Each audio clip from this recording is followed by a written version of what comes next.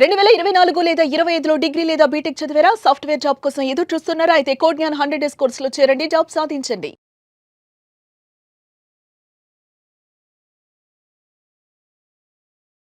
నమస్కారం అనిల్ సింగ్ గారు. నమస్తే శిరీష. సార్, ప్రీవియస్ వీడియోలో గోల్డ్ అప్డేట్ ఇస్తూ దాంతో పాటు మీరు ఒకటి చెప్పడం జరిగింది. ఈ ఇయర్ మొత్తం గోల్డ్ ఏ విధంగా ఉంది? ఎప్పుడు ఫాల్ అయింది? ఎప్పుడు పెరిగింది? అసలు ఎన్ని సార్లు పెరిగింది? ఫర్దర్‌గా ఎలా ఉండబోతుందో అది మనము ఈ వీకెండ్ అనాలిసిస్‌లో చెప్తాను అని అన్నారు. సో ఎలా ఉంది మూవ్‌మెంట్ అండ్ ఎలా ఉండబోతుంది ఫర్దర్‌గా? మన ఇండియన్ గోల్డ్ ప్రైస్ ఈ సంవత్సరం మొత్తము ఎలా ఉండబోతుందన్న విషయం మనం తెలుసుకోవాలి అంటే ఫస్ట్ మనము ఇంటర్నేషనల్ మార్కెట్లో డాలర్లో అసలు గత సంవత్సరం అంటే 2025 జనవరి 1 నుంచి 31 డిసెంబర్ వరకు ఎలా ఉండింది బంగారం ప్రైస్, అది మనం ఫస్ట్ తెలుసుకోవాలి. సో దానివల్ల ఏమవుతుందంటే నెక్స్ట్ ఇయర్ నిజంగానే ఒకవేళ పెరగబోతే ఎంతవరకు పెరగచ్చన్న అంచనా మీకు కూడా కొంచెం ఐడియా నేను ఇస్తాను. కానీ ఇది ప్యూర్లీ ఓన్లీ ఎడ్యుకేషనల్ పర్పస్ కోసం మాత్రమే, ఎలాంటి కైండ్ ఆఫ్ రికమెండేషన్స్ కాదు. ఎందుకంటే మనం ఎప్పుడైనా గుర్తుంచుకోండి, డబ్బులు సంపాదించాలి అంటే ఒకరి మీద ఆధారపడే రికమెండేషన్ టిప్స్ కోసం ఎప్పుడు ఎదురు చూడకూడదు. మీరు అలాంటి రైట్ నాలెడ్జ్ సంపాదించుకుంటే మీరు ఒకరి ముందు రిక్వెస్ట్ చేయాల్సిన అవసరం మీకు రాదు. సో కాబట్టి అలాంటి లెసన్స్ మీరు నేర్చుకుంటాననే ఆ నమ్మకంతోనే మనం కొన్ని సంవత్సరాల నుంచి ఇది కంటిన్యూ చేస్తున్నాము. అండ్ 2026లో కూడా ఇది ఒక బంపర్ అనాలిసిస్ వీడియో మొట్టమొదటి ఎపిసోడ్ కాబోతుంది. ఈ సంవత్సరం గురించి మాట్లాడబోతున్నాము.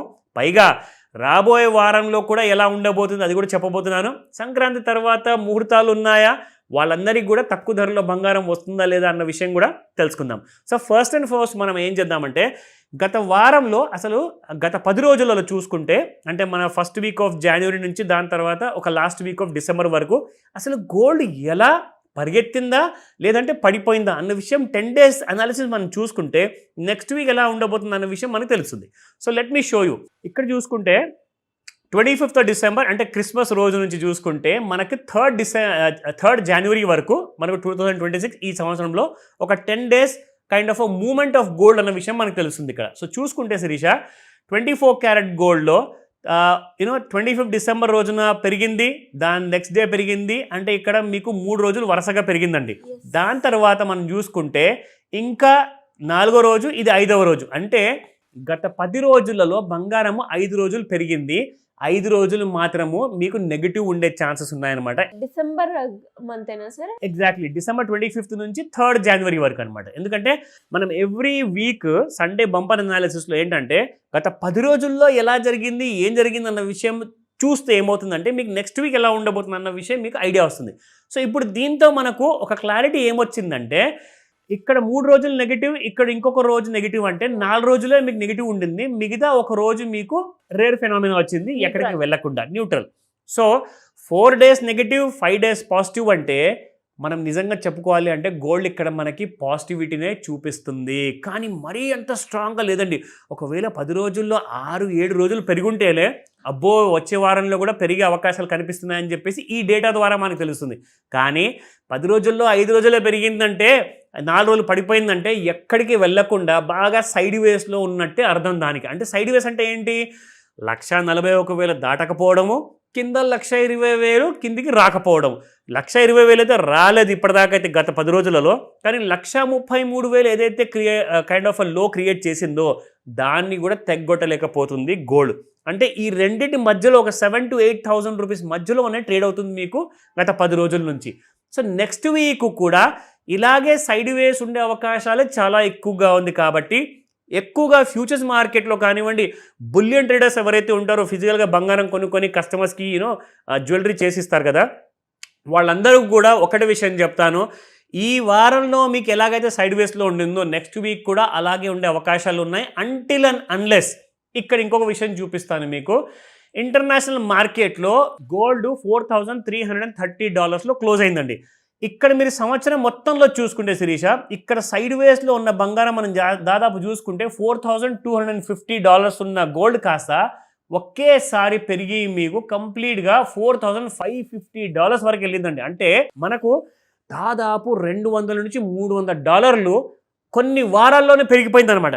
మళ్ళీ తీరా చూస్తే అక్కడ నుంచి బాగా పడిపోయేసి మనకి gold has come back to 4,400 and ఒక లో క్రియేట్ చేసిందండి దాదాపు 4,277.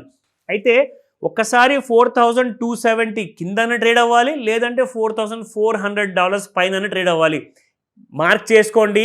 ఈ డీటెయిల్స్ అన్నీ కూడా నేను చెప్తుందన్నీ కూడా మీరు ఒక పుస్తకంలో రాసుకుంటారా, ఫోన్లో నోట్ చేసుకుంటారా, చేసుకోండి. ఎందుకంటే రాబోయే సండే రోజున మనం దీని గురించి కూడా మాట్లాడబోతున్నాము. ఎలా ఉండింది మార్కెట్ ఆ రోజున ఆ వారంలో, అండ్ ఈ రాబోయే వారంలో ఎలా ఉండబోతుంది, దాని తర్వాత మీకు వస్తుంది ఒక ఫుల్ క్లారిటీ. ఓకేనా? సో ఈ డీటెయిల్స్ నోట్ చేసుకున్న తర్వాత మీ అందరికీ ఎస్ అది దానికంటే ముందు ఇంకొక చిన్న డీటెయిల్స్ ఇవ్వాలండి. ఒక వారం ముందు అండ్ ఒక సంవత్సరం ముందు ఎలా ఉండింది బంగారం. సో ఎగ్జాక్ట్లీ చూసుకుంటే సంవత్సరం ముందు అంటే ఇదే సంవత్సరంలో మనకు 1,40,465 అదే హై మీకు కనబడుతుంది మొత్తం వారం వరకు.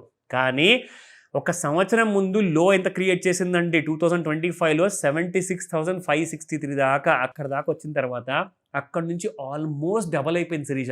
అంటే 76,000 నుంచి 1,52,000 అనుకోండి, 1,41,000 ఆల్రెడీ వచ్చేసింది. అంటే ఆల్మోస్ట్ డబల్ అయింది మీకు ఒక్క సంవత్సరంలోనే బంగారము. అక్కడ నుంచి 95,800, 1,16,000 3 నెలల ముందు ఉండింది. అండ్ నెల ముందు చూసుకుంటే 1,29,000 ఉండింది. ఇదే 1,34,300 మీకు వారం ముందు లో అనమాట. అంటే గత 10 రోజుల ముందు, వారం ముందు, 7 డేస్ ముందు మనం చూసుకుంటే. అయితే ఇక్కడ ఒక విషయము మీకు మోస్ట్ షాకింగ్ చూపిస్తా. మనం చూసుకుంది లాస్ట్ వీక్లో డిసెంబర్ నెలలో లాస్ట్ ఇయర్లో 66 వరకు ఫియర్ అండ్ గ్రీడ్ పడిపోయింది, కాస్త మళ్ళీ పెరిగింది. ఇప్పుడు 74కి వచ్చిందండి. అంటే జనాలు మళ్ళీ ఇక్కడ ఇంటర్నేషనల్ లెవెల్లో కొంటున్నారు కానీ ఇండియాలో కొనట్లా ఎక్కువ మంది. ఇంటర్నేషనల్ లెవెల్లో ఎవరు కొంటున్నారు అంటే అదే అమెరికన్ బ్యాంక్ కానివ్వండి, చైనీస్ బ్యాంక్ కానివ్వండి, ఆర్ వేరే దేశాలకు చెందిన బ్యాంక్ కానివ్వండి, ఆర్ మన దేశానికి చెందిన రిజర్వ్ బ్యాంక్ ఆఫ్ ఇండియా కానివ్వండి, బ్యాంక్స్ కొంటున్నాయి బంగారం. ఎందుకు కొంటున్నారండి ఈ బ్యాంక్స్? ఎందుకంటే మీ దేశంలో ఉన్న కరెన్సీ విలువ పడిపోతుంది కాబట్టి మీ దగ్గర ఎంత ఎక్కువగా బంగారం డిపాజిట్స్ ఉంటే మీ కరెన్సీ విలువ అర్థం అనమాట. ఎందుకంటే అమెరికాలో 8,000 టన్నుల బంగారం ఉందండి. ఇండియాలో ఎంత ఉంది? 900 టన్నుల బంగారం. అంటే 1000 టన్నులు కూడా లేదు. సో మన దేశంలో ఇంకా బంగారము పెంచుకోవడానికి మన ఆర్బీఐ అవసరం ఉన్నప్పుడు డెసిషన్ తీసుకుంటుంది. బట్ దాని అర్థము మన కరెన్సీ నోటు విలువ లేదని చెప్పి అనుకోకండి. కరెన్సీ నోటు విలువ మాత్రం ఇన్ఫ్లేషన్ వల్ల తగ్గుతుంది. అందుకే నేనేమంటానంటే మీ దగ్గర క్యాష్ ఉందనుకోండి, అది కాస్త పెట్టుబడి పెట్టండి ఎలక్ట్రానిక్ గోల్డ్, మర్చిపోకండి. Thank you sir. Thank you so much. Welcome Srisha.